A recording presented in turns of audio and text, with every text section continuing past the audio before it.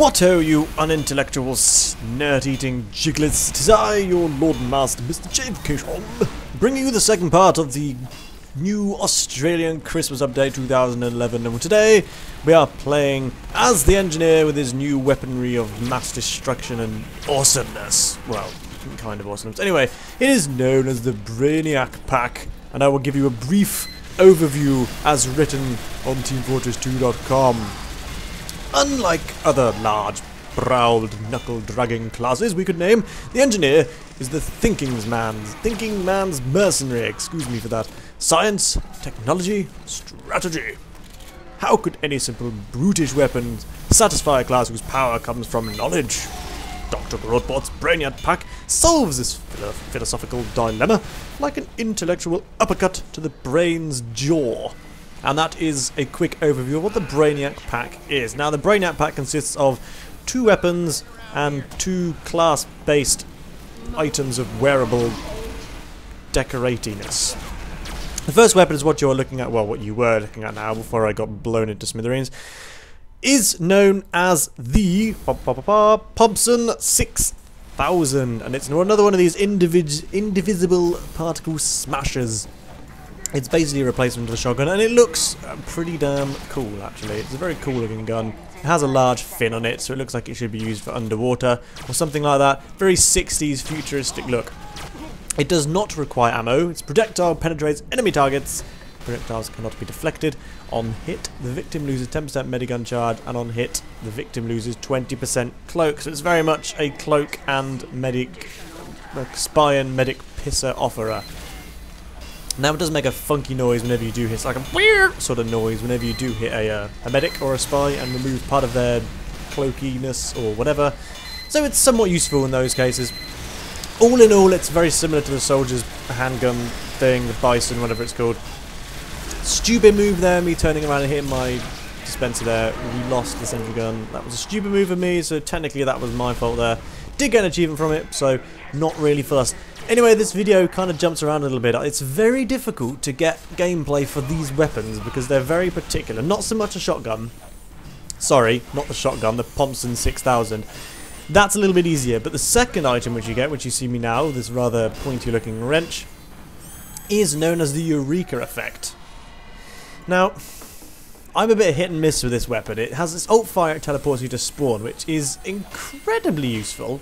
It is very useful in a number of situations. For example, if you have a teleporter up or whatever, and you've got no ammunition or you've got no metal going or whatever, you can quickly jump back into the respawn, and it is very, very useful. Only takes a couple of seconds to, I don't know, cast, if you like, whatever, I don't know. It takes a couple of seconds to do, and the second you get into spawn, you don't actually have to go back to the cupboard of replenishment. You just get everything straight up. You get full health and full metal straight away. So it can be a bit of an escape, oh shit moment, if you've got the chance to do it. If you're a little bit cornered or you know someone's coming along or whatever, then it's okay.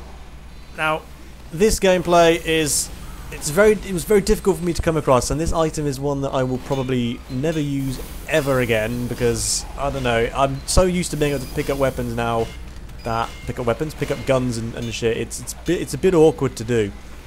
It is a little bit awkward getting used to that, but it's kind of taking you back to the original part of Team Fortress where you could not pick up your guns. You had to build something, and that's where it belonged. That's where it stayed. That's where it was going to stay forever. And I'm almost pretty sure back in the original TF2 you didn't have an upgradable dispenser. Although I might be wrong there. I can't remember. It's so long ago that I started playing TF2. I cannot remember. There's been so many changes. I can't remember originally what original TF2 was like. It was damn good fun, put it that way. But anyway, yes, this weapon is an unusual one. It's a very, very situational based one, and I find you can only really use it on defense. If you're attacking, there's too much moving involved with attacking, especially on, unless it's like a CP map or something like that where you can hold an area down if it's a bit hectic. But all in all, something like a payload or whatever capture point things, one-sided capture point, whatever, as defense, you know, whatever.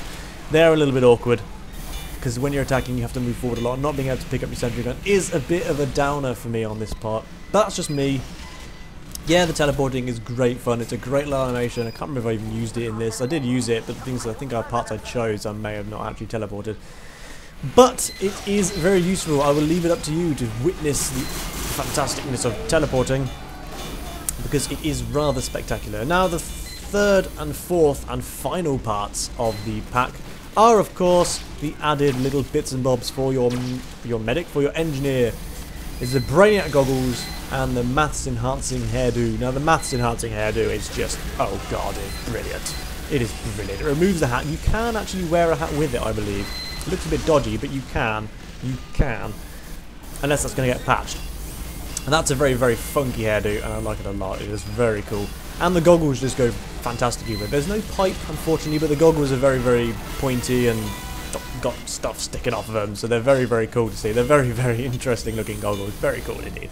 Very, very chuffed to bits with it. There he is. There we go. Teleport. That's what it does. The goggles just do brilliant. They really do add to the engine. The engine should have looked like that in full stop. He looks brilliant like that. I love it. Anyway, the game is coming to a close now. Or is it? Yes, it is. I chose some random bits of footage for you chaps to deal with, because the game went on for bloody forever, and there wasn't very much point in me leaving the whole lot in for you, because it's sort of the same stuff, really. It's just me kind of sitting here. Essentially, I get taken down a few times and just defending, really. That's pretty much it. And the whole point of this video was to get across the new stuff and what it does, and a little mini showcase for you. Spoiler alert that we do actually win this this level here. We do manage to win it. I believe I come second, completely dominated by a heavy. Does very well on this. But I am more or less kind of just starting to run out a little bit. I'm getting a bit bored sat in the corner. So I think we're going to leave it there. And I hope you enjoyed this video, chaps. And no doubt when I come across the other bits and bobs you get part of this update, I will do a video on it. For example, the bat thing, you know, the icicle spy, what's it, and the heavy's gloves. But if I do come across those, I will no doubt put them in a video somewhere. So guys, I hope you enjoyed this video, and I will see you soon. I'm not quite sure what the next video is going to be, but I'm sure you'll find out when it does come out. Anyway, toodle-oo, my friends. I am also running out of breath once again because I've been talking quite a lot, and my saliva is starting to go once again, so I need to go and wet my mouth, have a drink, and get some Coke, and have some dinner, and play some TF2, and play some Skyrim, and play some other stuff, and I'm running out of breath, so I'm going to go now. Goodbye, friends. Goodbye!